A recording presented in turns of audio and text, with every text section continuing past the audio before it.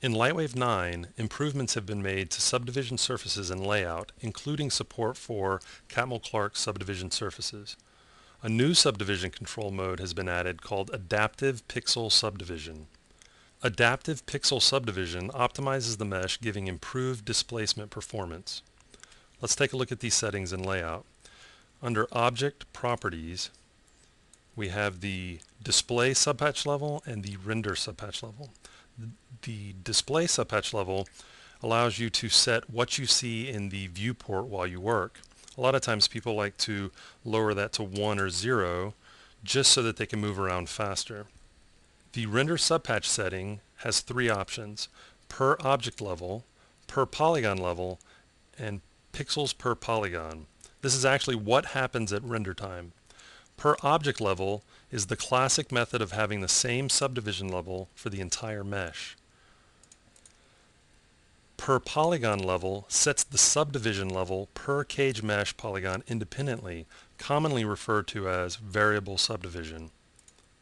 Pixels per polygon ties the amount of pixels of the output frame to the subdivision level of the cage polygons.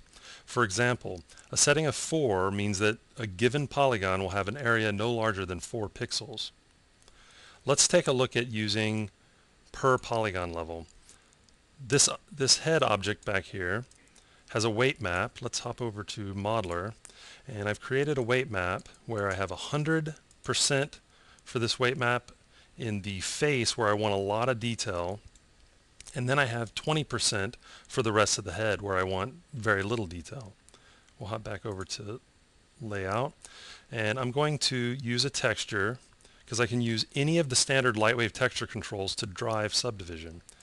So I'm going to go ahead and use a gradient, and my input parameter, I have all the ones I'm used to, but I also have weight map, incident angle, distance from camera. I'm going to use weight map, and I'm going to choose the weight map that I created over a modeler, and I'm going to go ahead and set up a basic gradient. I'm going to set that to 9, a value of 9 in this one, value of 0, set it roughly about there. So I've got a basic gradient that is going to drive my subdivision level based on this weight map. So let's close this down and do a test render. There we go. As you can see, I've got a very, very dense mesh right here in the face where I want all the detail, but as it gets away from that high value in the weight map, I get lower subdivision levels. You can see down here in the neck. Okay.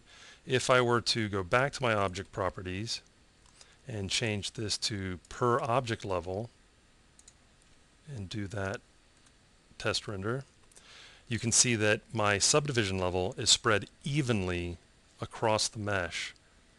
With LightWave 9's adaptive pixel subdivision, subdivision levels can be controlled via numeric values, envelopes, expressions, motion modifiers, textures, procedurals, gradients, and more.